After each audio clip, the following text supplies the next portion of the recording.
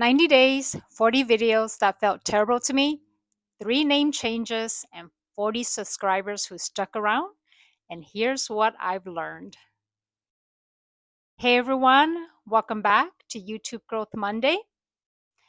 It's actually been a minute since I uploaded a video in this series.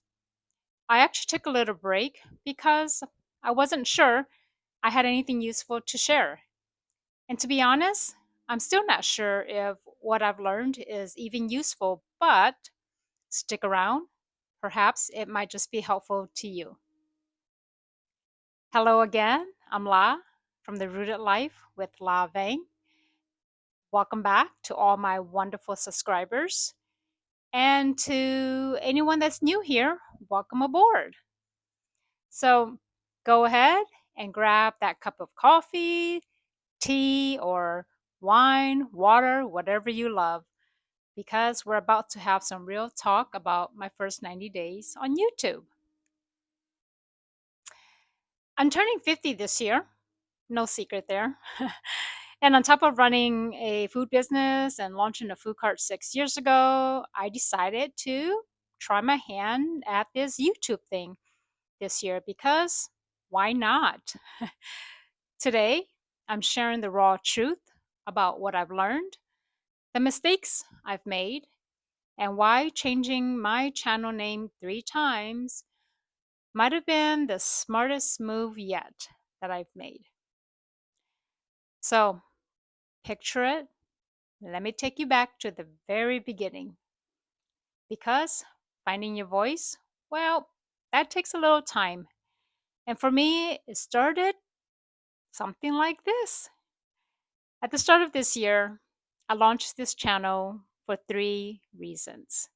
One of them being I've always wanted to do this, but I was just a little bit too chicken to try. 2, I also had no idea if anyone would care what I had to say. And 3, turning 50 felt like the perfect time to just challenge myself, get out of my own way. And so I started with Her Little Adventures because I thought I share snippets from all parts of life. But honestly, it didn't feel like me. It was too scattered, too off brand for who I really am. And then I pivoted over to Her Midlife Journey, embracing the midlife, turning 50 era, half a century years old. I uploaded several videos under that name, but even then, it still felt narrow for me. Yes, I am a midlife woman. I'm not denying it. I've already embraced it when I turned 40 and embracing it even more now. But I'm also so much more than just a midlife woman. Uh, we took a little holiday break, my husband and I, to a quiet island in the Pacific Northwest, the San Juan Islands. If you've never heard of it or been there, let me know. And a few solid brainstorming sessions with AI. Don't know why I should have been off grid because we were glamping. That's when I realized that I needed to just own a deeper part of myself, the writer, the story keeper, the chicken mama, the person who was writing A Girl and Her Rooster, which is a tribute to all of my wonderful roosters and a few hens, of course, but especially to my beloved rooster named Kofifi, who flew over the Rainbow Bridge. He was my buddy on the farm for 6 years, my shadow. I miss him. And of course, that's my personal memoir also that I'm working on. No title yet, still haven't figured that out. And that's pretty much how the Rooted Life with Lavang was born. So now, instead of telling people I make YouTube video, which never really felt right for me, I actually have so much more to say. One of them being now I can introduce myself as Hi, I'm La, business owner, entrepreneur, wannabe farmer, writer, mother, wife, my favorite, chicken mama, of course, wife is too, and the story keeper of the Rooted Life. Under this brand, I am fully owning my chicken mama persona because why not? That's who I am. I create daily roots, which are one take reflections from the farm or wherever I happen to be, food cart, driving around, out and about. And there's one of my favorite, unlicensed chicken therapy, which are quirky shorts with wisdom from the flock, as if my chickens could talk, which they do. And then there's Rooted Reflection, a slower pace, a more cinematic voiceover series. I actually enjoy and I love making them, but they do take some time, video collection. So I decided to just produce it once a month. That way I actually can stay very intentional and it's exciting and I get to live out my storytelling, movie making dreams. It took 90 days and a lot of trial and error to find this direction, but showing up, making imperfect videos, stumbling over my scripts even now, it has all helped me get here. Just a little creative tip for all of you, though, brand new. Don't stress about finding your niche, though, on day one. It takes time. Your voice comes from doing, not just from planning. And if you don't like your early videos, just like I did, then please know that they aren't failures. They're actually data points. So continue to upload, experiment, and let your direction emerge. It gets clearer the more you create. And as they say, the path becomes clear when you just start walking. Now let's talk about tech, or more accurately, how doing bad work is actually how I learned the technical stuff. I started with just my iPhone, and in fact, I still use it. It's recording right now, and I love it. Have so much stuff on there. Remembering my talking points was such a huge struggle. Oh my goodness. Filming a video took forever, on top of having a business to run, a farm to maintain, a family to also help care for. It was constant juggling. It was hard. In the beginning, I would just print out the scripts in huge fonts, tape them to a stand, and read from it about maybe 5 feet away. But it was awkward, extremely awkward. But it worked, you know. What can I say? I don't memorize or remember stuff like I used to. Midlife, almost 50. Then I found this amazing teleprompter apps. It was a total game changer for me. I write my script just like how I'm talking. So now I just upload my script and I read it as it scrolls. It's amazing. And those midlife memory fogs don't stand a chance against my trusty teleprompter. Did I also mention it was free? Well, it's free and I love it. There's the other tech that I enjoy, which is CapCut. Editing actually became more fun than filming, at least for me. I started adding music, sound layers, transitions, funny noises. Late night, I would stay up just editing my Rooted Reflection because it was fun and it felt like I was making short films. So, who says that you can't teach an old hen new tricks? Because this hen right here, yeah, I learned a lot. But truth is, was I frustrated at first? Absolutely.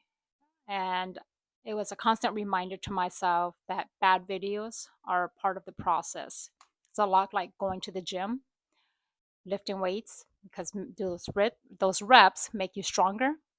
And as someone who has to work even harder now to maintain and keep all my muscle mass, I truly understand this analogy. Can't even speak. So this, the more I wrote scripts, recorded and edited, the more I actually improved. And I'm still learning, but I have to say, on one bright side is that I've gotten a lot more reps in and I've gotten a little bit better. So just a little bit beginner tip for you all. I mean, just use whatever you have, even if it's your iPhone, it works wonder. A wireless mic like the one I'm using for $30 is worth every penny.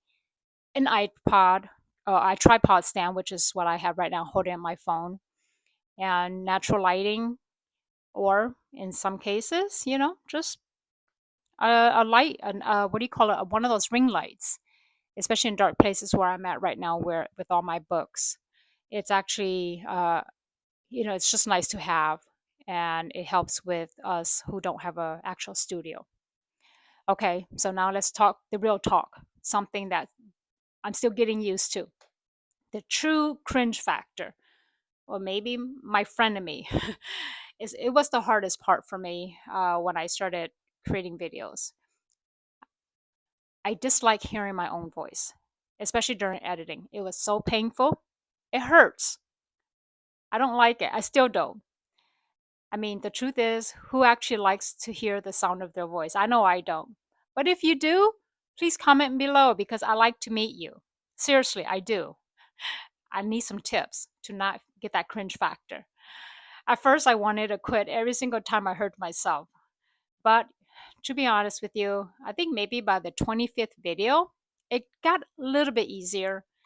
And now at 40 plus videos, I still don't love it, but I don't cringe nor flinch as much as I used to. Honestly, sometimes I think I'd rather get the bad comment than hear myself talk. But here's the silver lining in the cringe factor is that listening to myself actually helped me get a lot better at my delivery, my writing, my speaking, my pace, my tone, and also just self awareness. I'd liken it to a bit like public speaking school during college, but minus the tuition. So if you're cringing, that means you care and it means you're growing. And in all honesty, if I don't cringe a little watching myself, or at least this video 90 days from now, maybe I'm not improving as much, or at least not improving fast enough. Now, let me tell you why I'm celebrating my 40 subscribers like they are my 40,000. Because they actually matter quite a bit. When I started, I had maybe 6 or 7, I can't remember, or maybe less. And one of them actually happens to be my husband, although I don't know if he really counts because he's expected to support me. But a little bit over a month ago, after I changed my name, or at least the channel name, over to the Rooted Life with La Bang and got really clear and focused and very strategic, I actually, with the help of AI, decided to launch this 60-day content campaign. And at the time of this recording, I've grown to, like I said, about 40 subscribers. And that's a huge win in my book, especially for someone who have no clue how to do any of this other than just a challenge to myself. It's a huge win for me. And to those 40, thank you so much for being with me through some of my name changes and trying to find my voice. It's a ton of learning curve, and you've all showed me some grace, and I appreciate every single one of you. Can't talk today. So, what's the plan for my next 90 days? Well, this is what I'm doing moving forward, and I just implementing it. So, anyway, this is how I'm using the tools that I've learned to stay consistent and grow this channel. I'm trying to get to my 100, 1,000, but I would love to get to 100 subscribers. I'm actually using AI tools, more so than ever before. It has been wonderful helping me create SEOs, titles, description, and also refining my script, in case I'm missing some stuff. Shout out to my chat GPT, whom I call Sage. It really is the best $20 that I've ever put towards anything. I'm also writing 2 Substack articles every single week, also under the same name. One of them is actually tied to the weekly topic or theme that I have, and then another one is just a standalone. And that, it keeps my creativity going. And Pinterest is my next big push. It's a search engine besides just looking for recipes. I'm creating save worthy pins that point people to my videos and some of my articles. I've also started an Instagram account just for posts as of today. But once I get into the rhythm of my entire content plan, I plan to use it a little bit more effectively to help drive traffic back to my channels to grow it. And of course, more shorts. I truly think that that's the secret sauce for right now. And so I need to utilize that a lot more. So if you're interested in trying out my plan, this is what I'm currently doing for the next 60 days, or we're in the 60 days. That is to do 2 long form videos per week. 3 YouTube shorts, 2 Substack articles, and 10 Pinterest pins, and AI powered SEO planning. And of course, doing this monthly YouTube growth Monday in addition to my rooted reflection. All of this is not perfect, but it's doable and sustainable. And it has kept, it's allowing me to have a little bit of sanity in my life. So for now, all I can say is that I'm not a YouTube expert. I'm far from it. I'm just this middle aged woman on the verge of 50, building a brand called The Rooted Life with La Vang. And YouTube is just one of those ways that I bring that story to life. My books, my writings, just sharing stuff on the farm life. Running a food cart, though, it feels like the same grind every single day sometimes for me. But this whole Rooted Life brand, it brings creativity back into my world. And so if you're thinking about starting a channel, here's my advice to all of you. Go ahead, do it. Challenge yourself. Start messy. Create and make those really bad videos like I did. And pivot when you need to. Your voice will come, but only if you actually show up. So here's a little bit quick recap. Yes, I've changed my channel name 3 times, made very awkward videos, and I'm still making it. Still stumbling over my own word. I still use my iPhone, a cheap mic, but it's okay. I'm growing one real subscriber at a time, and that's really what matters to me. So that's my lesson. That's how you start YouTube in your 40s, 50s, or whenever. Well, what is your biggest YouTube challenge right now, if you have any? If you don't, please give me tips. Drop it in the comments below. And if this video helped you in any way, please hit like and subscribe, share it, and let's all grow together.